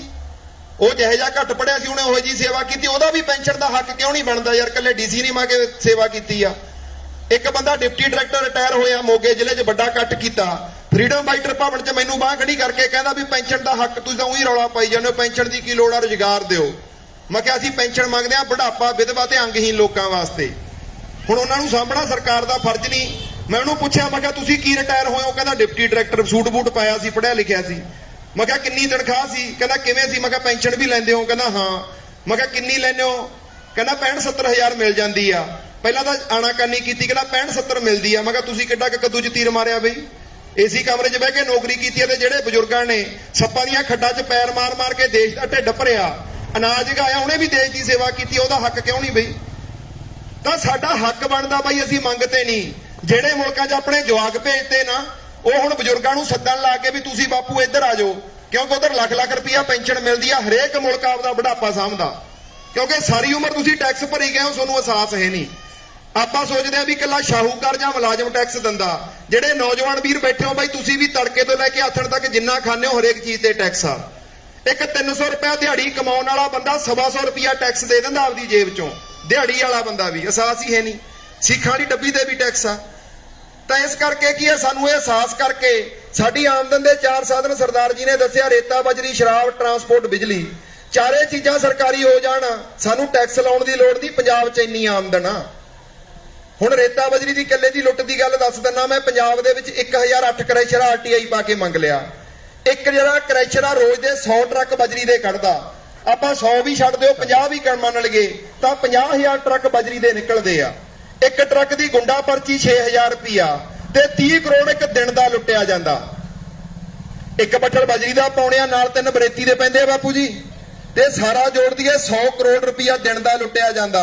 ਕੱਲੀ ਰੇਤਾ ਬਜਰੀ ਦੀ ਚੋਰੀ ਬੰਦ ਹੋ ਜਾਏ, ਬੁਢਾਪਾ ਪੈਨਸ਼ਨ, ਅੰਗਹੀਨ ਤੇ ਵਿਧਵਾ ਪੈਨਸ਼ਨ 10,000 ਹਰੇਕ ਨੂੰ ਮਿਲ ਸਕਦੀ ਆ। ਹੱਕ ਹਰੇਕ ਬਜ਼ੁਰਗ ਦਾ, ਭਾਵੇਂ 50 ਕਿੱਲਿਆਂ ਵਾਲਾ ਭਾਵੇਂ 4 ਕਿੱਲਿਆਂ ਵਾਲਾ, ਹਰੇਕ ਨੂੰ ਪੈਨਸ਼ਨ ਮਿਲਣੀ ਚਾਹੀਦੀ ਆ। ਪੈਨਸ਼ਨ ਕਿਸੇ ਦਾ ਹਰੇਕ ਦਾ ਹੱਕ ਆ। ਇਹਦੇ ਸ਼ਰਤਾਂ ਜ਼ਮੀਨਾਂ ਦੀਆਂ ਕਾਹਦੀਆਂ, ਫਿਰ ਤੁਹਾਡੇ ਦੇ ਵੀ ਸ਼ਰਤਾਂ ਰੱਖੋ। ਸ਼ਰਮ ਆਉਣੀ ਚਾਹੀਦੀ, ਆਪਾਂ ਬੋਲੇ ਨਹੀਂ ਤਾਂ। ਹੁਣ ਬੇਨਤੀ ਕਰਦੇ ਆ, 11 ਨਿਕਾਤੀ ਪ੍ਰੋਗਰਾਮ ਲੈ ਕੇ ਅਸੀਂ ਨਿਕਲਿਆ, 4000 ਦੇ ਕਰੀਬ ਪਿੰਡ ਕੱਢਿਆ। 2.5 ਸਾਲ ਹੋ ਗਏ ਘਰੇ, ਕਰੋਨਾ ਦੇ ਵਿੱਚ ਵੀ ਵੜ ਕੇ ਨਹੀਂ ਦੇਖਿਆ। ਅਸੀਂ ਇੱਕ ਗੱਲ ਸਮਝ ਬਣਾ ਲਈ ਕਿ ਜਿਹੜੇ ਬਾਬੇ ਆ ਜਾਂ ਕਈ ਸਮਾਜ ਸੇਵੀ ਵੀ ਗੱਲਾਂ ਕਰਦੇ ਆ, ਉਹ ਗੱਲਾਂ ਕਰਕੇ ਲੋਕਾਂ ਨੂੰ ਜਗਾਈ ਜਾਂਦੇ ਆ, ਪਰ ਕਰਦੇ ਕੁਝ ਨਹੀਂ ਬਈ। ਮੈਂ ਇੱਕ ਕਹਿਣਾ ਵੀ ਲੋਕਾਂ ਨੂੰ ਜੇ ਜਗਾ ਕੇ ਕੋਈ ਰਾਹ ਨਹੀਂ ਦੇਣਾ, ਇਦੋਂ ਵੱਡਾ ਪਾਪ ਹੀ ਕੋਈ ਨਹੀਂ। ਹੁਣ ਸਾਧ ਸੰਤ ਵੀ ਜਗਾਉਂਦੇ ਆ, ਕੋਈ ਰਾਹ ਦਿੰਦਾ ਸਾਨੂੰ, ਮੈਨੂੰ ਇਹ ਦੱਸ ਦਿਓ। ਸਾਰੇ ਗੱਲਾਂ ਕਰ ਦਿੰਦੇ ਆ। ਹੁਣ ਤੁਹਾਨੂੰ ਮੈਂ ਸੁੱਤੇ ਪਿਆ ਨੂੰ ਕਮਰੇ 'ਚੋਂ ਉਠਾ ਕੇ ਗੇਟ ਭੇਟਦੇ ਆ, ਕੰਧਾਂ 'ਚ ਟੱਕਰਾਂ ਮਾਰ ਮਾਰੀ ਮਰ ਜਾਾਂਗੇ। ਹੁਣ ਲੋਕ ਕੀ ਆ, ਸਮਾਜ ਸੇਵੀ ਵੀ ਕਈ ਕੀ ਆ, ਘੈਂਟ ਘੈਂਟ ਗੱਲਾਂ ਕਰੀ ਜਾਂਦੇ ਆ, ਪਰ ਕੀ ਆ ਹੱਲ ਦੀ ਗੱਲ ਕੋਈ ਨਹੀਂ ਕਰਦਾ। ਹੁਣ ਆਪਾਂ ਨੌਜਵਾਨ ਵੀਰ ਬੈਠੇ ਆ ਬਈ, ਕਲਾਕਾਰ ਵੀ ਘੈਂਟ ਘੈਂਟ ਗੱਲਾਂ ਕਰਦੇ ਆ ਨਾ ਸਟੇਜਾਂ ਤੋਂ। ਆਪਾਂ ਨੂੰ ਲੱਗਦਾ ਵੀ ਫਲਾਨਾ ਕਲਾਕਾਰ ਬੜਾ ਘੈਂਟ ਆ। ਉਹ ਕਲਾਕਾਰ ਬਈ ਕੱਲੀਆਂ ਗੱਲਾਂ ਕਰ ਸਕਦੇ ਆ, ਕਰ ਕੁਝ ਨਹੀਂ ਸਕਦੇ। ਉਹਦਾ ਵੱਡਾ ਕਾਰਨ ਕੀ ਆ ਵੀ ਉਹਨਾਂ ਦੇ ਕਿਰਦਾਰ ਹੈ ਨਹੀਂ। ਤੇ ਲੜਾਈ ਲੜਨ ਵਾਸਤੇ ਸਭ ਤੋਂ ਜ਼ਰੂਰੀ ਕਿਰਦਾਰ ਆ। ਤੇ ਜਿੱਦੇ ਕੋਈ ਇੱਧਰਲੀ ਗੱਲ ਕਰਨ ਲੱਗਿਆ ਅਗਲੇ ਦੇ ਪੋਤੜੇ ਫਰੋਲ ਦੇਣਗੇ। ਠੀਕ ਹੈ ਨਾ, ਇਹ ਲੜਾਈ ਕਿਰਦਾਰ ਨਾਲ ਲੜਨੀ ਪਊ। ਅਸੀਂ ਅੱਜ ਤੱਕ ਚਿਹਰੇ ਦੀ ਰਾਜਨੀਤੀ ਨੇ ਬਰਬਾਦ ਕਰਤੇ, ਸਾਨੂੰ ਚਰਿੱਤਰ ਦੀ ਰਾਜਨੀਤੀ ਤੇ ਆਉਣਾ ਪਊ। ਤੇ ਚਰਿੱਤਰ ਦੀ ਰਾਜਨੀਤੀ ਕੌਣ ਕਰੂਗਾ? ਸਾਨੂੰ ਆਪਦੇ ਚੋਂ ਚਰਿੱਤਰ ਭਾਲਣੇ ਪੈਣਗੇ। ਅਸੀਂ ਚਿਹਰੇ ਮਗਰ ਲੱਗ ਲੈਨੇ ਆ ਤੇ ਚਿਹਰਾ ਜਾਂਦਾ ਸਾਨੂੰ ਖੂਹ 'ਚ ਸਿੱਟ ਜਾਂਦਾ। ਹੁਣ ਅਸੀਂ ਲਗਾਤਾਰ ਲੋਕਾਂ ਨੂੰ ਜਗਾਉਂਦੇ ਰਹੇ ਤੇ ਲੋਕਾਂ ਨੇ ਇੱਕ ਸਵਾਲ ਖੜਾ ਕਰ ਲਿਆ ਵੀ ਤੁਸੀਂ ਕਹੀ ਜਾਂਦੇ ਹੋ ਵੀ ਚੰਗਾ ਬੰਦਾ ਚੁਣੋ, ਚੰਗਾ ਬੰਦਾ ਚੁਣੋ, ਚੰਗਾ ਲਿਆਈਏ ਕਿੱਥੋਂ? ਇਹ ਤਾਂ ਕੰਜਰ ਦਿੰਦੇ ਆ ਤਿੰਨੇ ਮਾਕੇ। ਹੁਣ ਐਮਐਲਏ ਦੀ ਟਿਕਟ ਕਿਵੇਂ ਮਿਲਦੀ ਆ? ਸਿਰੇ ਸਾਰੇ ਬੈਠੇ ਆ, ਤੁਹਾਨੂੰ ਸਾਰਿਆਂ ਨੂੰ ਇਹ ਗੱਲ ਦਾ ਬਈ ਅਹਿਸਾਸ ਹੋਊ। ਟਿਕਟ ਕਿਵੇਂ ਮਿਲਦੀ ਆ? ਇੱਕ ਬੰਦਾ ਬਾਦਲ ਮੂਹਰੇ, ਇੱਕ ਕੈਪਟਨ ਮੂਹਰੇ, ਇੱਕ ਕੇਜਰੀਵਾਲ ਮੂਹਰੇ, ਇੱਕ ਮੋਦੀ ਮੂਹਰੇ ਜਾ ਕੇ ਲੰਮਾ ਪੈਣਾ ਪੈਂਦਾ ਤੇ ਕਹਿਣਾ ਪੈਂਦਾ ਵੀ ਮੈਂ ਸਕੇ ਪਿਓ ਦਾ ਨਹੀਂ, ਮੈਂ ਤੇਰਾ, ਮੈਨੂੰ ਟਿਕਟ ਦੇ ਦੇ। ਜਾਂ 2.5-3 ਕਰੋੜ ਰੁਪਇਆ ਚੜਾਉਣਾ ਪੈਂਦਾ। ਜਦੋਂ 2.5-3 ਕਰੋੜ ਚੜਾ ਕੇ ਤੇ ਉਹਨੂੰ ਪਿਓ ਮੰਨ ਕੇ ਟਿਕਟ ਲੈ ਆਉਂਦਾ, ਫਿਰ ਉਹਦੇ ਤੇ ਸੱਟਾ ਲੱਗਦਾ। ਸੱਟਾ ਤੇ ਸੱਟਾ ਕੌਣ ਲੋਕ ਲਾਉਂਦੇ ਆ? ਜਿਨ੍ਹਾਂ ਨੇ 2 ਨੰਬਰ ਦਾ ਬਾਪੂ ਜੀ ਚਿੱਟਾ ਵੇਚਣਾ, ਜਿਨ੍ਹਾਂ ਨੇ ਪਿੰਡ 'ਚ ਸ਼ਰਾਬ ਵੇਚਣੀ ਆ, ਜਿਨ੍ਹਾਂ ਨੇ ਥਾਣਿਆਂ 'ਚੋਂ ਦਲਾਲੀਆਂ ਖਾਣੀਆਂ, ਉਹ ਬੰਦੇ ਫਿਰ ਕੜਮ ਚੌਧਰੀ ਪਿੰਡਾਂ ਵਾਲੇ ਫਿਰ ਉਹਦੇ ਸੱਟਾ ਵੀ ਲਾਉਂਦੇ ਆ। ਜਿਹੜਾ SHO DSP ਲੱਗਣਾ, ਇਹਨਾਂ ਨੇ ਧੌੜੀ ਲਾਉਣੀ, ਉਹ ਵੀ ਉਹਦੇ ਤੇ ਪੈਸਾ ਖਰਚ ਕਰਦੇ ਆ। ਤੇ ਜਦੋਂ ਬੰਦਾ MLA ਬਣ ਜਾਂਦਾ, ਉਹ ਮੈਨੂੰ ਐਂ ਦੱਸੋ ਬਈ ਸਾਡਾ ਕਿਉਂ ਸੋਚੂ? ਪਹਿਲਾਂ ਉਹਦਾ ਸੋਚੂ ਜਿਹਨੂੰ ਪਿਓ ਮੰਨਿਆ, ਫਿਰ ਦੂਜੇ ਨੰਬਰ ਤੇ ਉਹਦਾ ਸੋਚੂਗਾ ਜਿਹੜੇ ਬੰਦੇ ਦਾ ਕੀ ਆ ਉਹਦੇ ਤੇ ਸੱਟਾ ਲਾਇਆ। ਸਾਡੀ ਵਾਰੀ ਨਹੀਂ ਆਉਂਦੀ ਤਾਂ ਸਾਨੂੰ ਆਪਦੇ ਜੋ ਨੁਮਾਇੰਦੇ ਚੁਣਨੇ ਪੈਣਗੇ। ਉਹ ਨੁਮਾਇੰਦਾ ਚੁਣਨ ਦਾ ਤਰੀਕਾਕਾਰ ਸਮਝ ਲਿਓ। ਜੇ ਤੁਹਾਨੂੰ ਲੱਗਿਆ ਤੇ ਰੁਪਿੰਦਰ ਦੀ ਕੋਈ ਇਕਾਤ ਆ, ਫਿੱਟੇ ਮੂੰਹ ਕਹਿ ਕੇ ਜਾਇਓ। ਇੱਕ ਤਰੀਕਾਕਾਰ ਘੜਿਆ ਜੀ, ਜੇ ਖੁਦ ਨੂੰ ਬੇਈਮਾਨ ਮੰਨਿਆ ਬਾਪੂ ਜੀ। ਮੈਂ ਕਹਿੰਦਾ ਬੰਦੇ ਨੂੰ ਇਕੱਲੇ ਹੱਥ ਤਾਕਤ ਦੇ ਦਿੰਦੇ ਨਾ, ਬੰਦਾ ਜਾੜ ਜਾਂਦਾ। ਲੋਕਤੰਤਰ ਦਾ ਅਸਲ ਕੀ ਆ, ਮੂੰਹ ਕੀ ਫੇਰ ਦੇਖਾਂਗੇ ਜੇ ਕੀ ਆ ਤਾਕਤ ਲੋਕਾਂ ਦੇ ਹੱਥਾਂ 'ਚ ਹੋ। ਜਿੰਨੇ ਬੈਠੇ ਅੱਜ ਤੱਕ ਬਈ ਲੋਕਤੰਤਰ ਦਾ ਮੂੰਹ ਦੇਖਿਆ ਤੁਸੀਂ? ਅੱਜ ਤੱਕ ਕੀ ਆ, ਕਦੇ ਲੀਡਰ ਚੁਣਿਆ, ਨੁਮਾਇੰਦਾ ਨਹੀਂ ਚੁਣਿਆ। ਅਸੀਂ ਤਾਂ ਕਿਸੇ ਇੱਕ ਬੰਦੇ ਦਾ ਚੁਣਿਆ ਬੰਦਾ ਚੁਣਿਆ, ਬੇਹਾ ਚੁਣਿਆ ਸੀ। ਕਿਤੇ ਆਪਦੇ ਚੋਂ ਬੰਦਾ ਚੁਣ ਲਿਆ? ਮੈਨੂੰ ਇਹ ਦੱਸ ਦਿਓ। ਜਿਹਦੇ ਗੱਲ 'ਚ ਗਧੇ ਦੇ ਹਾਰ ਪਾ ਕੇ ਭੇਜਦਾ, ਆਪਾਂ ਤਾਂ ਉਹੀ ਚੁਣ ਲਿਆ। ਸਾਨੂੰ ਆਪਦੇ ਚੋਂ ਬੰਦੇ ਕਿਵੇਂ ਕੱਢਣੇ ਆ, ਉਹਦੇ ਵਾਸਤੇ ਸਾਨੂੰ ਗੁਰੂ ਸਾਹਿਬ ਪ੍ਰੈਕਟੀਕਲ ਤਰੀਕਾ ਕਰਕੇ ਦੱਸ ਗਏ। ਤਰੀਕਾ ਕੀ ਸੀ? ਵਿਸਾਖੀ ਵਾਲੇ ਦਿਨ ਉਹਨਾਂ ਨੇ ਬਾਈ ਜੀ ਕੀ ਕੌਤਕ ਕੀ ਆ, ਇੱਕ ਖੇਡਿਆ ਸੀ। ਉਹਨਾਂ ਨੇ ਕੀ ਆਵਾਜ਼ ਦਿੱਤੀ, ਕਹਿੰਦੇ ਇੱਕ ਸਿਰ ਦੀ ਲੋੜ ਆ। ਤੇ ਇੱਕ ਬੰਦਾ ਉੱਠ ਕੇ ਖੜਾ ਹੁੰਦਾ। ਇਸੇ ਤਰ੍ਹਾਂ 5 ਪਿਆਰੇ ਉੱਠ ਕੇ ਖੜੇ ਹੋ ਗਏ ਤੇ 5 ਨੂੰ ਗੁਰੂ ਸਾਹਿਬ ਨੇ ਬਈ ਆਪਦਾ ਆਗੂ ਮੰਨਿਆ ਸੀ। 5 ਪਿਆਰਿਆਂ ਨੂੰ ਚਮਕੌਰ ਦੀ ਗੜੀ ਚੋਂ ਗੁਰੂ ਸਾਹਿਬ ਛੱਡ ਕੇ ਨਹੀਂ ਜਾਂਦੇ ਸੀ। 5 ਪਿਆਰਿਆਂ ਦਾ ਹੁਕਮ ਹੋਇਆ ਵੀ ਇੱਥੋਂ ਚਲੇ ਜਾਓ, ਫਿਰ ਉੱਥੋਂ ਛੱਡ ਕੇ ਗਏ। ਹੁਣ ਰੌਲਾ ਕੀ ਆ? ਹੁਣ ਚੁਣਨਾ ਕਿਵੇਂ ਆ? ਅਸੀਂ ਤੁਹਾਡੇ ਕੋਲੇ ਹੱਥ ਬੰਨ ਕੇ ਬੇਨਤੀ ਕਰਨ ਆਇਆ ਵੀ ਅੱਜ ਸਿਰ ਦੇਣ ਦੀ ਲੋੜ ਨਹੀਂ ਯਾਰ, ਸਿਰ ਵਰਤਣ ਦੀ ਲੋੜ ਆ। ਤੁਹਾਡੇ ਜੋ ਕਿੰਨੇ ਭਰਾ ਜਿਹੜੇ ਸਿਰ ਵਰਤਣ ਨੂੰ ਤਿਆਰ, ਅੱਜ ਦਾ ਸਿਰ ਦੇਣ ਦੀ ਲੋੜ ਦੀ ਬਾਹ ਖੜੀ ਕਰੋਗੇ ਬਈ? ਸਾਰੇ ਤਿਆਰ ਹੋ? ਤੁਹਾਡੇ ਪਿੰਡ ਚੋਂ 10 ਬੰਦੇ ਤਿਆਰ ਹੋ ਜਾਓ, ਮੈਂ ਕਹਿਣਾ ਬਈ ਪਿੰਡ ਦੇ ਭਾਗ ਜਾਗ ਜਾਣਗੇ, ਕਿਉਂਕਿ ਤੁਹਾਨੂੰ ਬਰਬਾਦ 5 ਬੰਦੇ ਹੀ ਕਰਦੇ ਆ ਪਿੰਡ ਦੇ। ਮੈਂ ਕਹਿਣਾ ਇੰਨੇ ਬੰਦੇ ਜੇ ਸਿਰ ਵਰਤਣ ਨੂੰ ਤਿਆਰ ਹੋ, ਤੁਹਾਡੇ ਚੋਂ ਕੋਈ ਵੀ ਇੰਨੇ ਬੰਦੇ ਤੁਸੀਂ ਯਾਰ ਅੱਜ ਕੀ ਆ ਤਹਈਆ ਕਰ ਲਿਆ ਇੱਥੇ, ਤੁਹਾਡੇ ਪਿੰਡ ਚੋਂ ਕੀ ਮੈਨੂੰ ਇਹ ਦੱਸੋ? ਤੁਹਾਡੇ ਬੰਦੇ ਦੀ ਵੋਟ ਘੱਟ ਜੂ ਜਿਹੜਾ ਤੁਸੀਂ ਚੁਣੋਗੇ ਆਪਦਾ? ਅਸੀਂ ਸਿਰ ਹੀ ਨਹੀਂ ਜੋੜਦੇ। ਇੱਕ ਨਾ ਮਿੱਥ ਬਣ ਗਈ, ਆਪਾਂ ਨੂੰ ਐਂ ਲੱਗਦਾ ਵੀ ਇਹ ਕੰਮ ਬਹੁਤ ਔਖਾ। ਇੱਕ ਮਿੱਥ ਬਣੀ ਵੀ ਸੀ ਵੀ ਦਿੱਲੀ ਦੂਰ ਆ। ਅੱਜ ਜਿੰਨੇ ਬੈਠਿਆ ਕਿਸੇ ਨੂੰ ਦਿੱਲੀ ਦੂਰ ਲੱਗਦੀ ਆ ਬਈ? ਬਾਹਰਲਾ ਘਰ ਬਣਾਇਆ ਪਿਆ ਕਿ ਨਹੀਂ? ਯਾਰ ਤੁਰੇ ਤੋਂ ਤਾਂ ਦਿੱਲੀ ਨੇੜੇ ਹੋ ਗਈ, ਕਰਕੇ ਤਾਂ ਦੇਖ ਲਓ। ਹੁਣ ਕਰਨਾ ਕੀ ਆ? ਤੁਹਾਡੇ ਪਿੰਡ ਚੋਂ ਜਿਵੇਂ ਅੱਜ ਭਰਾ ਇਕੱਠੇ ਹੋਏ ਹੋ, ਤੁਹਾਡੇ ਚੋਂ ਕੋਈ ਵੀ 5-7 ਬੰਦੇ ਜਿਹੜੇ ਅਗਵਾਈ ਕਰਨ ਨੂੰ ਤਿਆਰ ਆ, ਕੱਲੀਆਂ ਗੱਲਾਂ ਕਰਨ ਦਾ ਸਵਾਦ ਲੈ ਕੇ ਨਾ ਮੋੜ ਦਿਓ। ਜਿਹੜੇ ਭਰਾ ਅਗਵਾਈ ਕਰਨ ਨੂੰ ਤਿਆਰ ਆ 5-7 ਬੰਦੇ ਜੁੜ ਜਿਓ।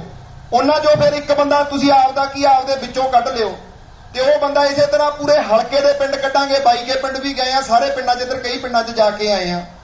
ਹੁਣ ਵੱਡੀਆਂ ਮੀਟਿੰਗਾਂ ਵੀ ਕਰਾਂਗੇ। ਉਸੇ ਤਰ੍ਹਾਂ ਹਰੇਕ ਪਿੰਡ ਚੋਂ ਇੱਕ 2-2 ਬੰਦੇ ਲੈ ਕੇ ਘੱਟੋ ਘੱਟ 125 ਬੰਦਾ ਇਕੱਠਾ ਹੋ ਕੇ ਆਪਦੇ ਵਿੱਚੋਂ ਇੱਕ ਨੁਮਾਇੰਦਾ ਚੁਣ ਲਓ। ਉਹਦੇ ਤੇ 8 ਸ਼ਰਤਾਂ ਰੱਖੀਆਂ ਵੀਆਂ ਨੇ। ਉਹ 8 ਸ਼ਰਤਾਂ ਲੋਕਾਂ ਤੋਂ ਪ੍ਰਵਾਨ ਕਰਾਈਆਂ ਨੇ। ਮੈਂ 2 ਸ਼ਰਤਾਂ ਦੀ ਗੱਲ ਕਰਦਾ। ਪਹਿਲੀ ਸ਼ਰਤ ਤਾਂ ਇਹ ਰੱਖੀ ਵੀ ਆ ਵੀ ਜਿਹੜਾ ਬੰਦਾ ਇਦੋਂ ਪਹਿਲਾਂ ਕਿਸੇ ਸਿਆਸੀ ਪਾਰਟੀ ਵੱਲੋਂ ਇਲੈਕਸ਼ਨ ਲੜ ਚੁੱਕਿਆ, MLA ਜਾਂ MP ਦੀ, ਉਹ ਸਾਡਾ ਨੁਮਾਇੰਦਾ ਹੀ ਨਹੀਂ ਹੋ ਸਕਦਾ। ਇਸ ਗੱਲ ਨਾਲ ਸਹਿਮਤ ਹੋ ਸਾਰੇ ਬਈ ਜਿੰਨੇ ਬੈਠੇ ਹੋ? ਸਾਰੇ ਸਹਿਮਤ ਹੋ? ਬਾਂਹ ਖੜੀ ਕਰਕੇ ਦੱਸਿਓ ਜੇ ਸਹਿਮਤ ਹੋ। ਸਾਰੇ ਸਹਿਮਤ ਆ। ਹੁਣ ਸਾਡੀ ਇਸ ਗੱਲ ਤੇ ਆ ਕੇ ਸਾਡੇ ਨਾਲ ਬੰਦੇ ਭੱਜ ਗਏ। ਕੌਣ ਬੰਦੇ ਭੱਜੇ? ਸਾਡੇ ਨਾਲ ਕਈ IAS IPS ਬੰਦੇ 2.5 ਸਾਲਾਂ ਦੇ ਤੁਰੇ ਸੀ, ਵਿੱਚੋਂ 40-50% ਬੰਦੇ ਪਿੱਛੇ ਹਟ ਗਏ। ਕਹਿੰਦੇ ਆ ਸ਼ਰਤ ਕੱਢ ਦਿਓ। ਮੈਂ ਕਿਹਾ ਜੀ ਕਿਉਂ? ਕਹਿੰਦੇ ਯਾਰ ਚੰਗੇ ਬੰਦੇ ਦੂਜੀ ਪਾਰਟੀਆਂ ਦੇ ਲੈ ਲੈਣੇ ਚਾਹੀਦੇ ਆ। ਮੈਂ ਆਖਿਆ ਜੀ ਚੰਗਾ ਬੰਦਾ ਕੌਣ ਆ? ਮੈਨੂੰ ਇੱਕ ਬੰਦਾ ਹੀ ਗਿਣਾ ਦਿਓ। ਜਿੰਨੇ ਆਪਾਂ ਬੈਠੇ ਆ ਕਿਸੇ ਇੱਕ ਬੰਦੇ ਦਾ ਨਾਂ ਕੋਈ ਲੈਣ ਨੂੰ ਤਿਆਰ ਹੈਗਾ ਵੀ ਫਲਾਨਾ ਬੜਾ ਚੰਗਾ? ਬਾਂਹ ਖੜੀ ਕਰਕੇ ਕਹਦੇ ਕੋਈ ਵੀ ਆਹ ਸਿਆਸੀ ਬੰਦਾ ਬਹੁਤ ਚੰਗਾ। ਤਾਂ ਇੱਕ ਬੰਦੇ ਨੇ ਵਿੱਚੋਂ ਨਾਂ ਲੈਤਾ ਕਿਸੇ ਇੱਕ ਬੰਦੇ ਦਾ, ਨਵਜੋਤ ਸਿੱਧੂ ਦਾ ਨਾਂ ਲੈਤਾ, ਕਹਿੰਦਾ ਉਹ ਬੜਾ ਚੰਗਾ। ਮੈਂ ਕਿਹਾ 17 ਸਾਲ ਹੋ ਗਏ ਰਵਾਇਤੀ ਪਾਰਟੀਆਂ ਦਾ, ਸਾਰੇ ਨੂੰ ਦੱਸੋ ਕੀ ਕਰਤਾ? ਉਹ ਚੋਰਾਂ ਦਾ ਬਰਾਤੀ ਰਹਿ ਗਿਆ, 2 ਸਾਲ ਮੰਤਰੀ ਰਹਿ ਗਿਆ, ਉਹਦੀ ਪ੍ਰਾਪਤੀ ਗਿਣਾ ਦਿਓ।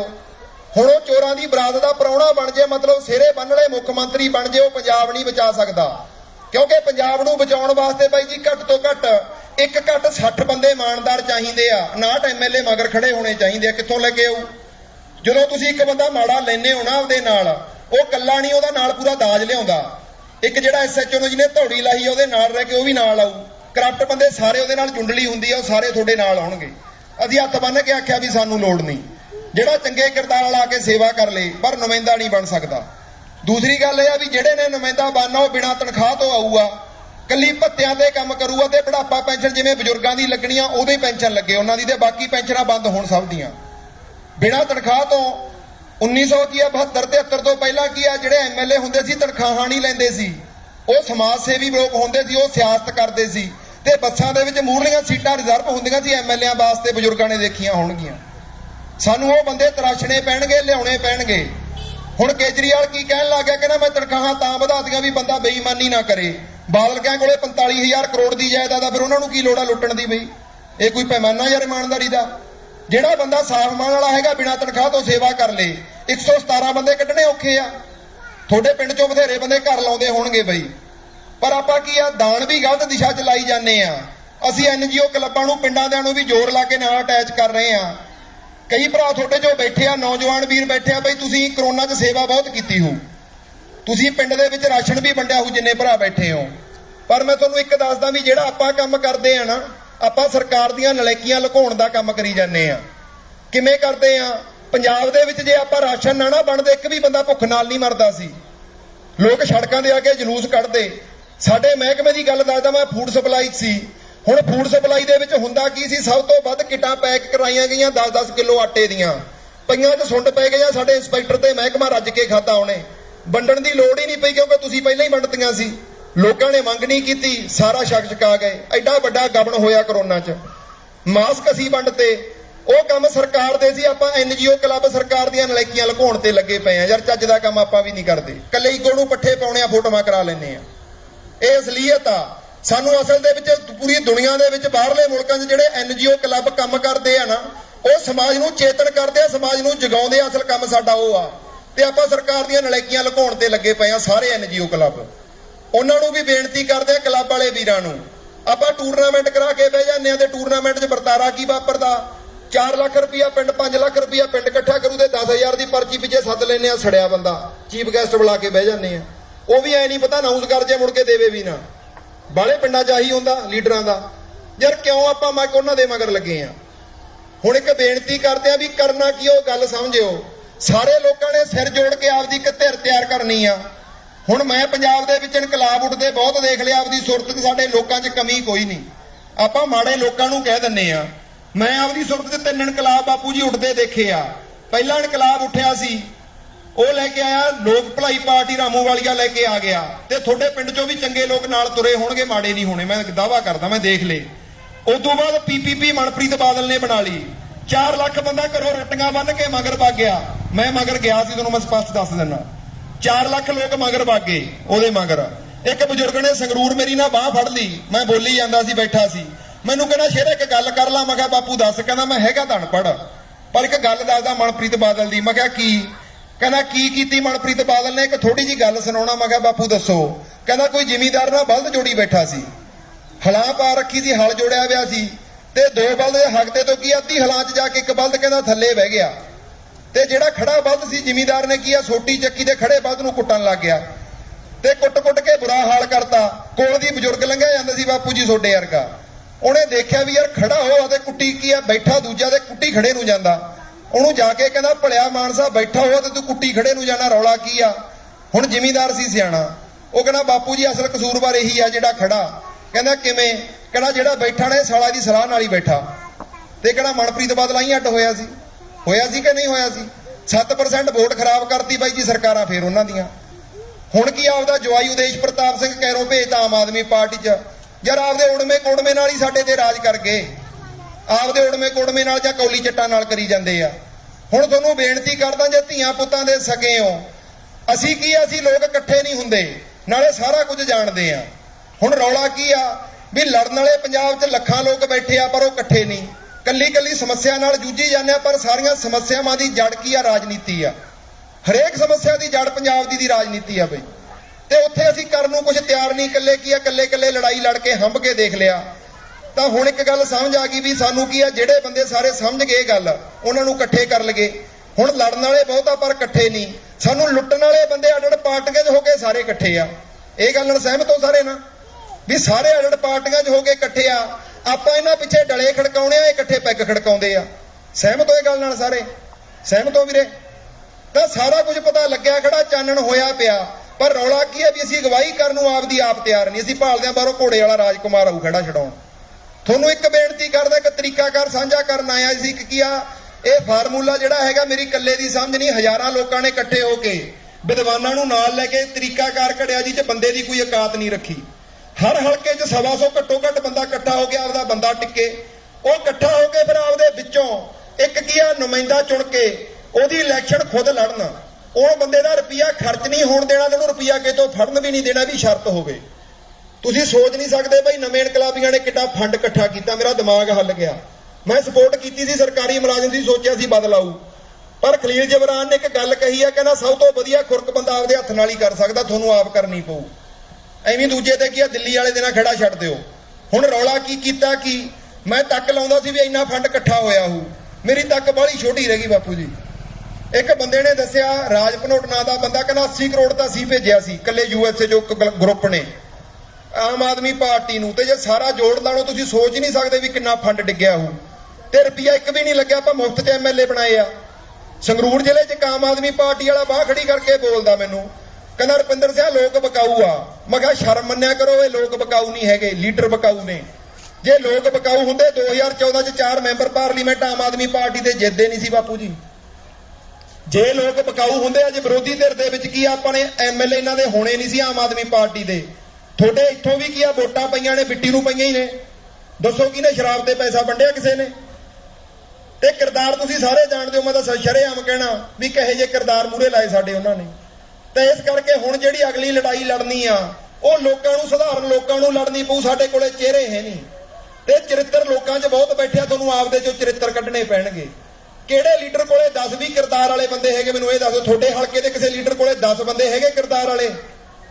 ਤੁਹਾਡੇ ਪਿੰਡ 'ਚੋਂ ਯਾਰ ਤੁਸੀਂ ਇਕੱਠੇ ਇੰਨੇ ਬੰਦੇ ਬੈਠੇ ਹੋ, 5 ਬੰਦਿਆਂ ਨੂੰ ਮੂਹਰੇ ਲਾ ਕੇ ਉਹਨਾਂ 'ਚੋਂ ਇੱਕ ਬੰਦਾ ਕੱਢ ਲਓ। ਸਾਰੇ ਪਿੰਡਾਂ ਦੇ ਵਿੱਚੋਂ 1-2 ਬੰਦੇ ਲੈ ਕੇ 125 ਬੰਦਾ ਕਿਰਦਾਰ ਵਾਲਾ ਹੈ ਕਿਹਦੇ ਕੋਲੇ ਮੈਨੂੰ ਇਹ ਦੱਸ ਦਿਓ। ਤੇ 125 ਬੰਦਾ ਹਰੂਗਾ ਕਿਵੇਂ ਮੈਨੂੰ ਇਹ ਦੱਸ ਦਿਓ। ਅਸੀਂ ਇਹ ਕੰਮ ਪ੍ਰੈਕਟੀਕਲੀ ਕਰਕੇ ਦੇਖ ਲਿਆ। ਨਾਲ ਆਪਣਾ ਕੀ ਆ ਗੁਆਂਢੀ ਆ ਤੁੰਗ ਵਾਲੀ ਬਾਗੇ, ਸਰਪੰਚ ਨੂੰ ਕੀ ਆ